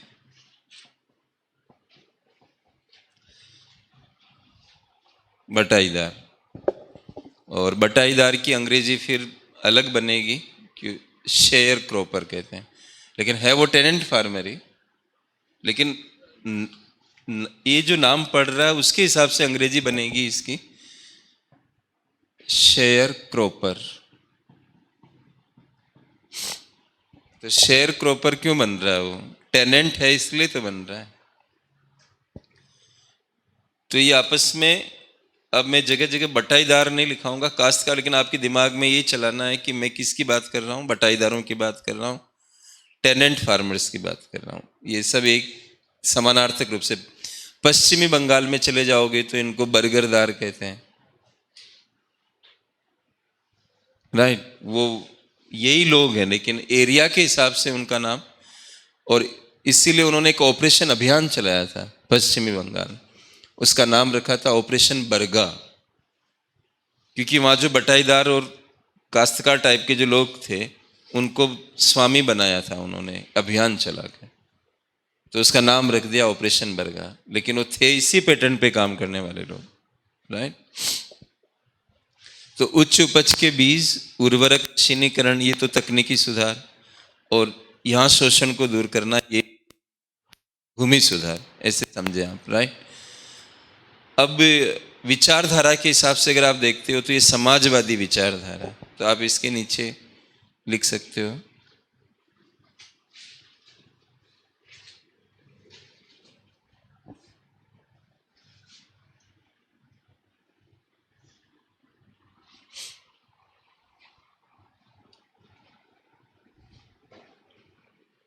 और यहाँ पर लिखिए पूंजीवादी विचारधारा।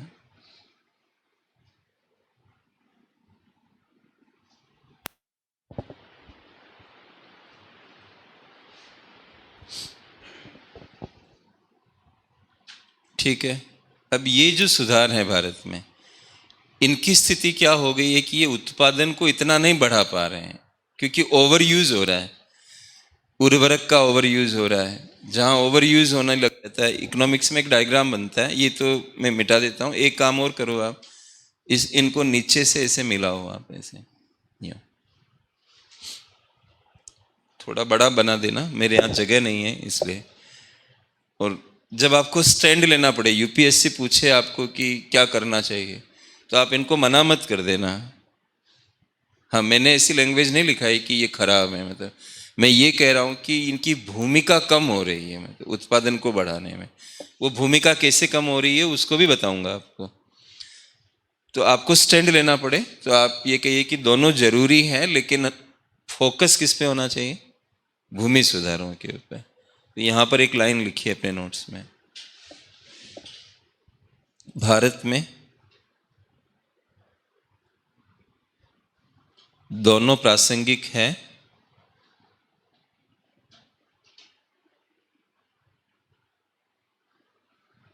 लेकिन भूमि सुधारों पर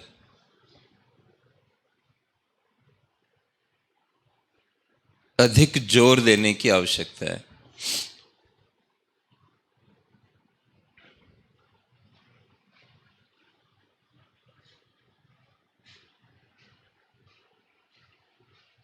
पूर्ण विराम लगा कि एक और लिखिए, इसके साथ ही लिखिए, भूमि सुधार होने पर, हाँ इसी में आगे बढ़ जाइए, भूमि सुधार होने पर तकनीकी सुधार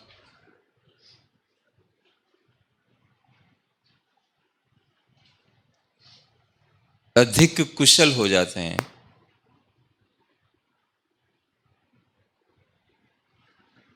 अधिक कुशल हो जाते हैं। अब एक चीज सोचो आप कि किसान का शोषण नहीं हो रहा है, वो कितना जल्दी तकनीकी को इम्प्लीमेंट करेगा, अपनी जेब से भी पैसे लगा सकता है। खेत छोटे हैं, बड़े कर दो उनको, तो तकनीकी और अच्छे से लागू होगी। तो तकनीकी सुधार, अगर भूमि सुधार हो गए तो और भी बेहतर ढंग से काम करेंगे। लेकिन हम भूमि सुधारों को छोड़कर तकनीकी सुधार जो कर रहे हैं, मतलब चाय बना रहे हो आप और चीनी डाले जा रहे हो, हम इनको एक दूसरे का प्रतिद्वंदी नहीं बना रहे हैं लेखन में, हम एक दूसरे का पूरक बना रहे हैं। अब आप जूता तो पहन के आगे और मोजे को घर पर छोड़ आए। एक जेंटलमैन जो होता है वो टाई लगा रखा है, सूट पहना हुआ है, शूज पहने हुए हैं, रिस्ट वॉच डाला हुआ है, तो सब एक दूसरे की उसको बढ़ा रहे हैं। मतलब सूट के साथ टाई ज्यादा बढ़िया लगेगी। अब आप जीन्स पहन रखा, ऊपर शर्ट पहन के टाई लगाओगे तो टाई खराब लगेगी। कॉम्प्लीमेंटेरिटी को समझना चाहिए कि तकनीकी सुधार किसके प्रति कॉम्प्लीमेंट्री है। एक होता है सब्स्टिट्यूट, एक होता है कॉम्प्लीमेंट्री। सब्स्टिट्यूट में तो क्या होता है कि एक को हटाते और दूसरे को लाते हो। ये प्रतिस्थापकता हमें पैदा नहीं करनी चाहिए जो हम करते हुए आ रहे हैं। हमने ये सोच लिया, जैसे एक बच्चा सो नहीं रहा है, कह रहा मैं पढ़ाई पढ़ाई पढ़ाई करूंगा। अरे तुम्हें सोना भी पड़ेगा, तुम्हें थोड़ा माइंड को आराम भी देना पड़ेगा, कहीं एंटरटेनमेंट भी करना पड़ेगा। ये थोड़ी कि एक ही धुन में लग गए, क्योंकि आराम की कॉम्प्लीमेंटेरिटी है आपके अच्छे कूल माइंड के लिए।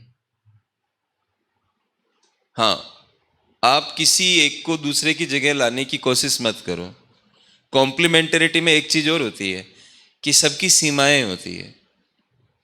जैसे आप चाय बना रहे हो तो सबकी सीमा है, दूध कितना डलेगा, पत्ती कितनी डलेगी, अदरक कितनी डलेगी, चीनी कितनी डलेगी, इलायची कितनी डलेगी। अब आप कहोगे कि यार दूध की जगह एक काम करते हैं, पानी को प्रतिस्थापक बना लेते हैं, तो चाय खराब हो जाएगी। और ज्यादा दूध डाल देते हैं तब भी कोई लोग चाय नहीं पी पाते हैं, वो कहते हैं दूध ही दूध की चाय बना दी, ये कोई चाय है? इस तरह से, क्योंकि कुछ लोग ऐसे भी होते हैं जो ब्लैक टी पीते हैं, उनको तो बिल्कुल ही ये ऑफर पसंद नहीं आएगा दूध वाला।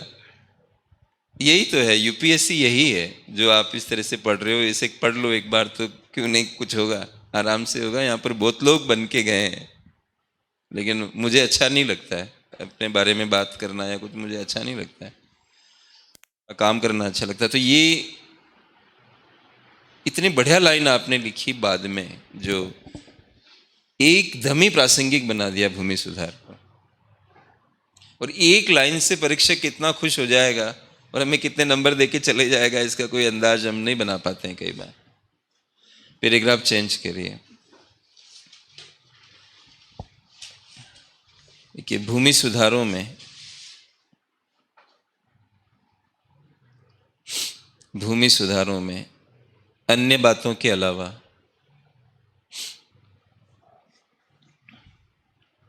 अन्य बातों के अलावा इस बात पर मुख्य रूप से जोर दिया जाता है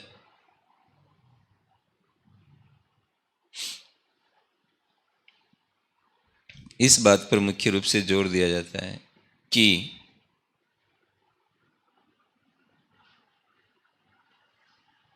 काश्तकारों का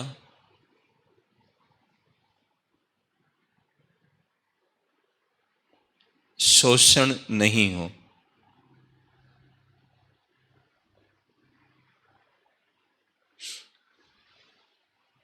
पूर्ण विराम लगे, आगे लिखिए, भूमि सुधारों को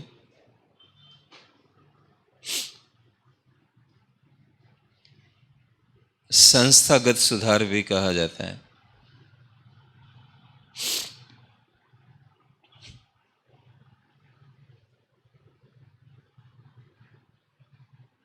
इसको अंडरलाइन कर लो आप, संस्थागत सुधार भी कहा जाता है। यहाँ भूमि को संस्था माना गया है। संस्था किसको कहते हैं? जहां संबंध होते हैं। जहां संबंध नहीं होते वहां संस्था नहीं होती है। जैसे हम विवाह को भी संस्था कहते हैं भारत में, समाजशास्त्र में विवाह को भी संस्था माना गया, परिवार को संस्था माना गया, जाति को संस्था माना गया। तो विवाह किस रूप में संस्था है? पति और पत्नी के बीच में एक रिलेशन है, रिलेशन से बंधे हुए हैं, तो ये संस्था बन गया है। जब हम कहते हैं सामाजिक संस्थाओं का पतन हो रहा है, तो इसका अभिप्राय ये क्या होता है? सामाजिक संस्थाएं तो है ही, पतन कैसे हो रहा है? जो वो रिलेशन है वो कमजोर हो रहा है। जिन सिद्धांतों पर आधारित वो रिश्ता है वो कमजोर हो रहा है। अगर पुत्र, पिता, ये जितने भी नाम हैं हमारे देश में कहीं पर भी, ये अपने आप में इंस्टीट्यूट्स हैं, क्योंकि ये रिलेशंस को दिखाते हैं और रिलेशन के साथ ओब्लिगेशन को दिखाते हैं। जब मैं कहूँ ये मेरे पिता हैं, तो मेरा ओब्लिगेशन भी बनता है उनकी तरफ, और पिता का पुत्र की तरफ भी, कि जब तक बड़ा नहीं हो जाएगा तब तक उनका ध्यान रखना है। तो ऐसे संस्थाएं जो होती है वो रिलेशन पर आधारित होती है, ये ध्यान रखिए आप। जहाँ मान लीजिए आप लोग बैठे हुए हो क्लास में, आपको एक दूसरे से कोई मतलब नहीं है, सब अपने अपने हिसाब से मेरे से पढ़ने हुए आए हैं, और किसी से बात नहीं करता कोई भी, और मैं जाता हूँ वो भी चले जाते हैं, सब अपने अपने घर चले जाते हैं, जहाँ भी जाना वहाँ चले जाते हैं, रोज आते हैं, ऐसे ही होता है। तो ये संस्था नहीं है। Unrelated group is not institute. आप में कोई कनेक्शन नहीं, लेकिन यहाँ आके परिचय होता है, जुड़ते हो आप, ये संस्था का रूप ले लेता है। हालांकि आप में से हर एक का जुड़ाव मेरे साथ जरूर है, क्योंकि आज आप मुझे एक टीचर के रूप में देख रहे हो, तो ये कनेक्शन बन रहा है। लेकिन आपका आपस में कोई कनेक्शन नहीं बन रहा है, तो आप संस्था नहीं है अपने आप में। किसी ट्रेन में यात्री यात्रा कर रहे हैं, कोई कहाँ जा रहा है, कोई कहाँ जा रहा है, किसी को किसी से मतलब नहीं है, तो वो संस्था नहीं है, वो ग्रुप टाइप का कोई, ऐसे ही अलग अलग लोग जा रहे, दूर से दिखेगा कि एक ग्रुप जा रहा है, लेकिन कोई मतलब नहीं है। तो संस्था रिलेशन से बनती है, और ये भूमि सुधारों में रिलेशन बन रहा है। शोषण कहाँ होगा? जहाँ रिलेशन है। शोषणकारी संबंध, ये बोलते हो ना, फ्यूडलिस्टिक, सेमी फ्यूडलिस्टिक रिलेशंस, मतलब। तो भूस्वामी अपने आप को फ्यूडल मान रहा है, मतलब, और वो उसको कह रहा है कि मेरे को ज्यादा लगान दो, नहीं तो मत काम करो। एक आर्थिक संबंध तो बन रहा है ना यहाँ। तो ये इन संबंधों को सुधार रहे हो, इसका मतलब ये संस्थागत सुधार है। और भूगोल ऑप्शनल में एक सवाल पूछा गया था, ऑप्शनल भूगोल में, कि भारत में कृषि उत्पादकता के दबे होने का कारण संस्थागत कारण है। कौन से कारण? संस्थागत कारण। वो क्या पूछ रहा था यूपीएससी? भूमि सुधार। अब बच्चा सवाल तो तब करेगा जब सवाल समझ आएगा। लोग मेरे को पूछते कई बार कि सर उत्तर कैसे लिखें। मैं कहता हूं उनको कि आप ये सवाल मत करो, पहले ये सवाल करो प्रश्न कैसे समझें। प्रश्न समझोगे तब तो उत्तर लिखोगे। वहां कोई अलंकृत भाषा जीएस में क्या चलेगी? इतने कम शब्दों में आप कौन सी भूमिकाएं बना दोगे? 2 लाइन से बड़ी भूमिका होनी नहीं चाहिए। सवाल के ऊपर आइए सीधा। 3 भाग में टूटा हुआ 50-50 शब्द मिल रहे हैं, क्या भूमिका बनेगी उसमें? जो पूछ रहा उसका उत्तर दो। यही लेखन कला है जीएस में। तो निबंध में होती है लेखन कला, उसमें क्या लेखन कला है? बस छोटे मोटे बातें हैं उनको ध्यान में रखो कि कोई टॉपिक पे सवाल पूछा तो सीधा ही उस पर शुरू मत करो। एक भूमिका दो कि किस फ्रेम में ये आता है। मतलब जैसे भारत में भूमि सुधारों की आवश्यकता बताइए, एक सवाल आ गया जैसे, तो सीधा ही लिखोगे भूमि सुधार ये होते हैं, ऐसे थोड़ी होता है। ऐसे लिखोगे भारत में कृषि उत्पादकता बढ़ाना, मतलब एक उद्देश्य है। और कृषि उत्पादकता से कनेक्ट करके फिर जाओ इसमें। और कृषि उत्पादकता के लिए तकनीकी सुधारों के अलावा भूमि सुधार पर ध्यान देने के लिए कहा गया है। फिर आओ भूमि सुधार क्या होते हैं, पैराग्राफ चेंज करके, और वो किस चीज़ पे फोकस करते हैं और उससे कैसे कृषि उत्पादकता बढ़ जाएगी। ये ऐसे अटेम्प्ट होगा ना। तो इतना तो सभी लोग जानते हैं कि डायरेक्ट थोड़ी जाया जाता है, कुछ भूमिका बना के हल्की फुल्की फिर उसमें जाया जाता है। लेकिन आप एक ही पैराग्राफ की भूमिका बना दी, ये भी गलत है। मतलब 2-3 लाइन की बनाइए ज़्यादा से ज़्यादा। तो इनको संस्थागत सुधार भी बोला जाता है। पैराग्राफ चेंज करिए, लिखिए भारत के ग्रामीण प्रदेशों में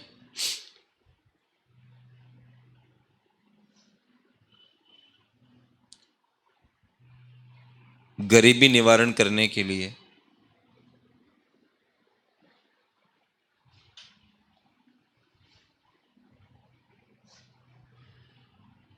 अन्य बातों के अलावा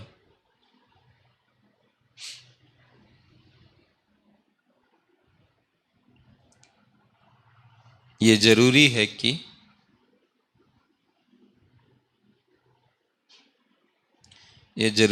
कि भूमि सुधारों के अंतर्गत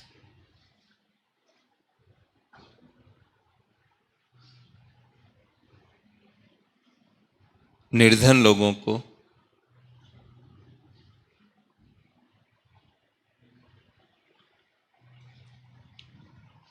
कृषि योग्य भूमि का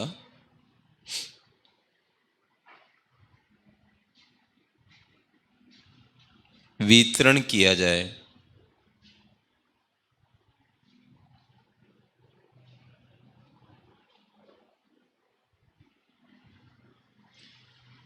आगे लिखिए, पैराग्राफ चेंज करिए। सामाजिक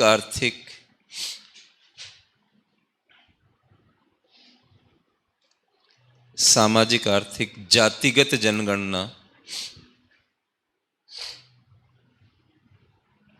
जातिगत जनगणना 2011 के अनुसार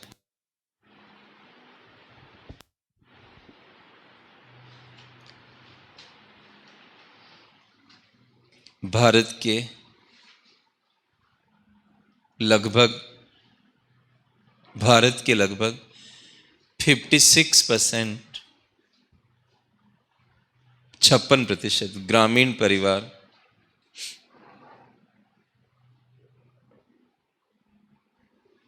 भूमिहीन है।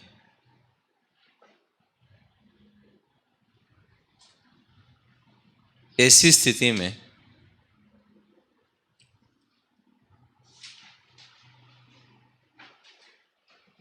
भूमि सुधारों की आवश्यकता को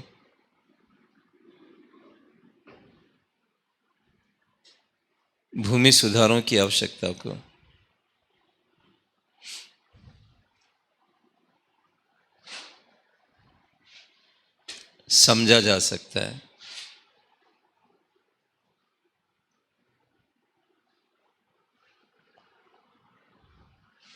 विश्व बैंक द्वारा भी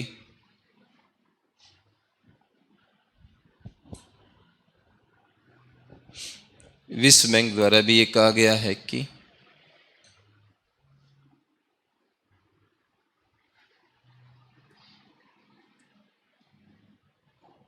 भारत को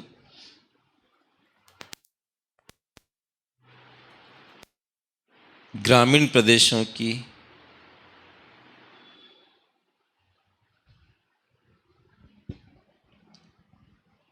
गरीबी दूर करने के लिए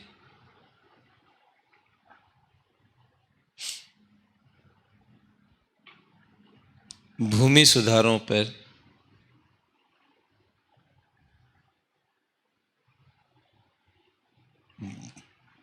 ध्यान देना चाहिए।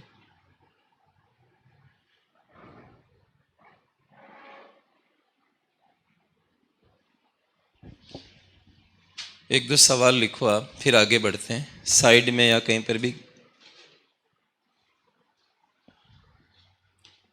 लिखिए, इस कथन का विश्लेषण करें कि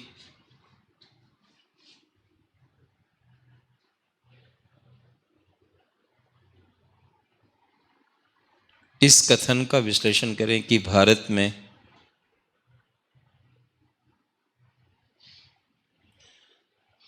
कृषि उत्पादकता को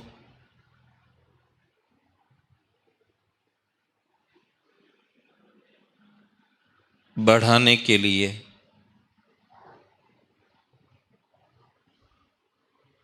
केवल तकनीकी सुधार पर्याप्त नहीं है। केवल तकनीकी सुधार पर्याप्त नहीं है।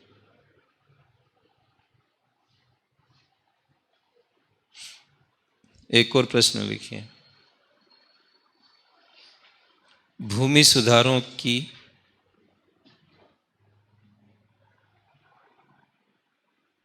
मुख्य विषय वस्तु क्या है?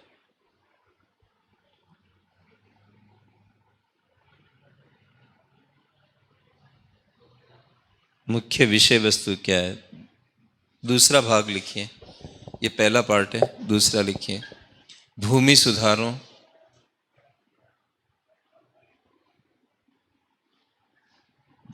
गरीबी निवारण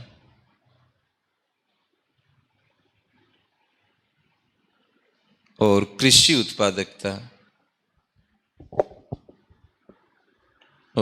उत्पादकता के मध्य अंतर संबंध बताइए।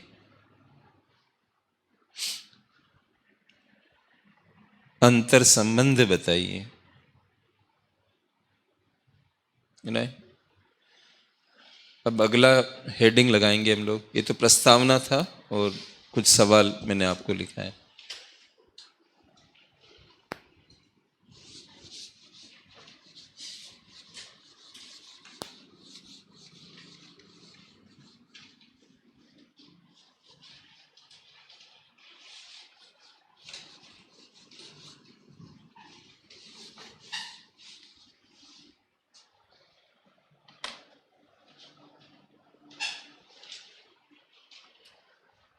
तो दूसरा जो हमारा हेडिंग है वो भारत में भूमि सुधारों में कौन कौन से टॉपिक्स हैं, तो उसका मैं चार्ट बनाऊंगा बोर्ड पे, फिर हर एक पर हम लोग लिखेंगे बाद में।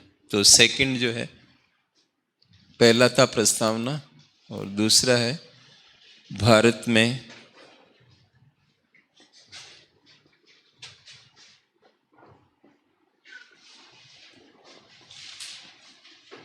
भूमि सुधारों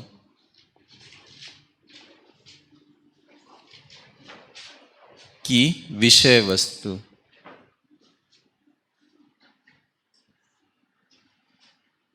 और कभी कभी क्या होता है कि विषय वस्तु को स्कोप भी लिखते हैं। स्कोप के दो अर्थ होते हैं, मतलब एक हम कहते हैं संभावना। स्कोप का मतलब क्या? संभावना है। एक स्कोप का मतलब ये भी होता है कि उसके अंदर कौन से टॉपिक्स आ रहे हैं। जैसे लोक प्रशासन और राजनीति विज्ञान, ये पहले तो अलग अलग नहीं थे, आपको पता होगा। विल्सन आए, विल्सोनियन डाइकोटोमी एक वर्ड होता है, विल्सन की वजह से ये सब्जेक्ट अलग बना, मतलब पब्लिक एडमिनिस्ट्रेशन। पॉलिटिकल साइंस और पब्लिक एडमिनिस्ट्रेशन अलग अलग नहीं थे, पॉलिटिकल साइंस ही था। ये बहुत पीछे की बात कर रहा हूँ मैं, मतलब मैं ये यूपीएससी की बात नहीं कर रहा, मतलब लोक प्रशासन एज ए विषय एक क्षेत्र अलग ही डेवलप हुआ। मतलब विल्सन जो मतलब थिंकर थे, उनके राइटिंग्स की वजह से कि ये सेगमेंट अलग होना चाहिए। मतलब ये लोक प्रशासन वाले लोग जानते, मेरा कोई ये विषय नहीं रहा है, लेकिन मुझे ध्यान है ये कि उनकी वजह से ये विषय उभरा। मतलब मान लो अब ये विषय अलग हो गया तो पहले एक क्यों था, मतलब इसका मतलब टॉपिक मिलते जुलते हैं। जहां टॉपिक मिलते जुलते हो वहां पर कौन किसके अंदर आएगा ये तो बात होगी ना फिर। तो ऐसे वर्ड बनते हैं, scope of political science, scope of public administration, scope of commerce, scope of management, scope of economics. वहाँ स्कोप शब्द का मतलब होता है, आप ऐसे समझ लो, इससे टेलीस्कोप है। मतलब एक टेलीस्कोप से के अंदर देखते हैं, उसके माध्यम से देखते हैं तो क्या नजर आता है। मैं ये क्यों बता रहा हूँ आपको, क्योंकि मान लीजिए यूपीएससी ने सवाल बनाया है कि explain the scope of land reforms in India, ऐसे बना दिया। अब हिंदी रूपांतरण वो क्या करेंगे, ये तो यूपीएससी का हिंदी रूपांतरण बहुत अलग तरह का है। और वहां अब आप सोच रहे हो स्कोप का मतलब क्या है, हिंदी समझ नहीं आ रही जबकि हिंदी मीडियम है। अंग्रेजी में देख रहे हो तो स्कोप लिखा हुआ है। अब आप लिखना शुरू कर दिए कि सफलता की संभावना कितनी है इनकी, पूरा मैटर ही चेंज कर दिया। और वो ये पूछ रहा है कि इसमें आएगा क्या, इसलिए मैंने बताया, बाकी तो कोई दिक्कत नहीं। इसको आप स्कोप लिख लें साइड में, तो इसका अंग्रेजी क्या बनी, scope of land reforms in India. तो स्कोप ऑफ लैंड रिफॉर्म्स बोले तो इसमें टॉपिक कौन से आएंगे, तो 3 तरह के टॉपिक्स हैं।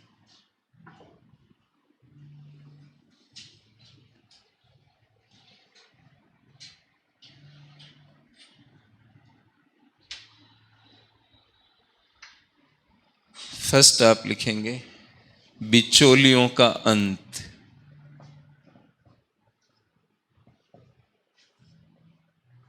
बिचौलियों का अंत, जो जमींदार वगैरह थे उनको बिचौलिया कहते थे, तो बिचौलियों का अंत पहला।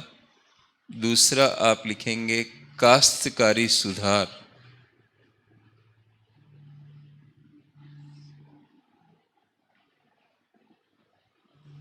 इनकी अंग्रेजी हम जब इनके बारे में लिखेंगे तब करेंगे।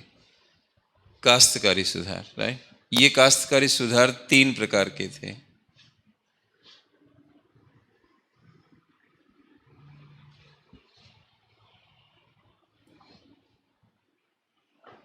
लगान का नियमन,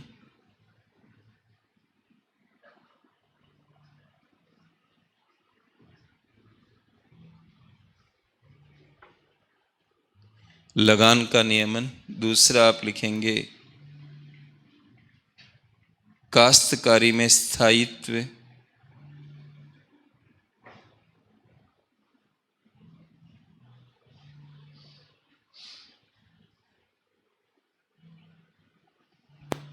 काश्तकारी में स्थायित्व है ना, और स्वामित्व संबंधी अधिकार।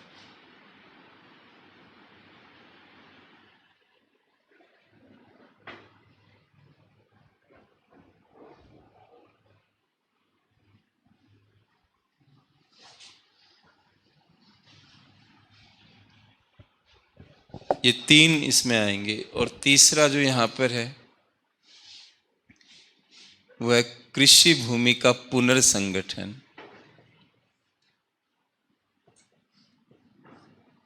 कृषि भूमि का पुनर्संगठन। हाँ, 1 मिनट लिखो फिर देखते हैं। कृषि भूमि का पुनर्संगठन लिख लिया, तो थोड़ा मैं इधर काम करूंगा, यहाँ हमारी थोड़ी सीमा रेखा बनी हुई है, तो मुझे इसके 2 विभाजन करने हैं, राइट। हाँ, कृषि भूमि का पुनर्संगठन को 2 भागों में बांटी। एक मिनट की,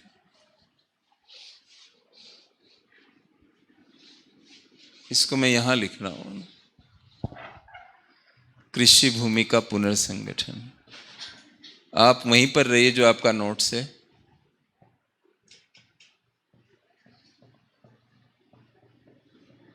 इसको 2 भागों में डिवाइड करना है।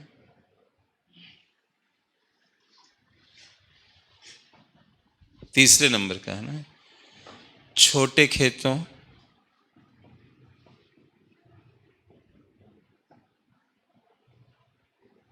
की समस्या का समाधान।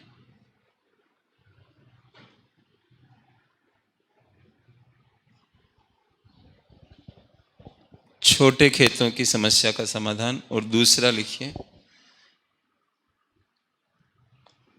निर्धनों को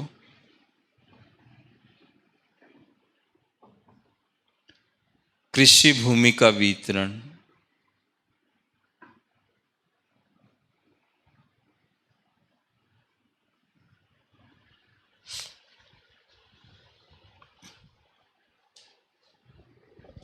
मतलब जो कृषि भूमि को रीऑर्गेनाइज कर रहे हैं, तो एक तो छोटे खेतों की प्रॉब्लम दूर करेंगे और निर्धन लोगों को कृषि भूमि का वितरण भी इसके अंदर आएगा।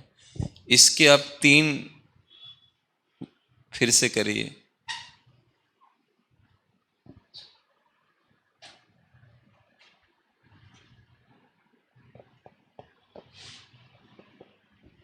यहां पर लिखिए चकबंदी। अंग्रेजी अभी नहीं लिखेंगे, बाद में देखेंगे।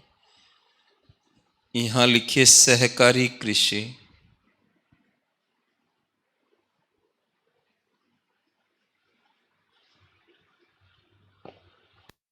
और यहां लिखेंगे लीजिंग। ऐसे ही देवनागरी में लीजिंग लिखिए, लीजिंग। हाँ मतलब, लेकिन वो कई शब्द ऐसे होते हैं कि वो उतने सटीक नहीं जाएंगे। आप पट्टेदारी या इस तरह से लिखोगे तो एग्जामिनर कंफ्यूज हो सकता है। तो ये वर्ड चल रहा है, मतलब नीति आयोग ने इसको फेमस बना रहा है वो, और ये बहुत हिंदी में आ रहा है खूब।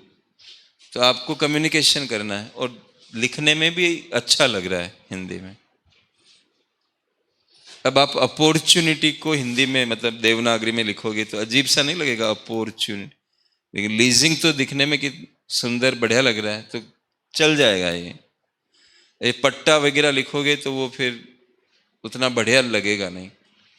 तो आपको मैं जहाँ सलाह दूँ उसको आप मान लेना, क्योंकि मैं कोच हूँ आपका। ये तो इस तरह से। और इधर आइए, इसमें इसको करने के लिए हमें करना पड़ता है हदबंदी।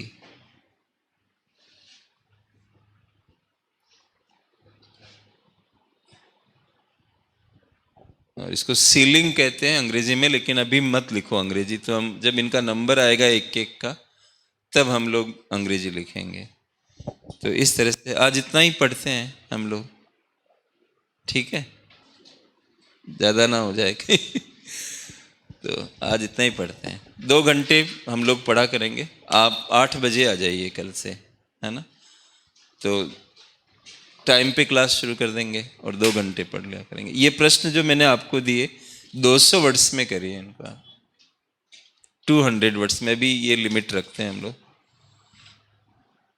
और लिख के लाना, मैं खुद देखूंगा, मैं खुद ही जांचूंगा आपके प्रश्न। हमारा आप गिन लेना ना, मतलब जैसे एक लाइन में शायद 7-8 लिखते होंगे हिंदी में आप, 8 एक आते होंगे, मेरे मेरे 7-8 आते हैं, आप देख लेना, फिर उसको काउंट कर लेना एक बार। अच्छा, वर्ड लिमिट जो होती है वो 10% कम ज़्यादा चल कर सकते हो आप। जैसे 200 है तो 220। मेरी क्लास के लिए तो ऐसा कुछ नहीं है, मतलब आप 225 तक भी लिख लेना अगर कम लग रहा हो। लेकिन अच्छा है कि वो लिमिट में रहोगे तो सही रहेगा। यूपीएससी में 10% अप डाउन कर सकते हो, कोई दिक्कत नहीं। तो कल मिलते हैं आपसे, ठीक है? Thank you.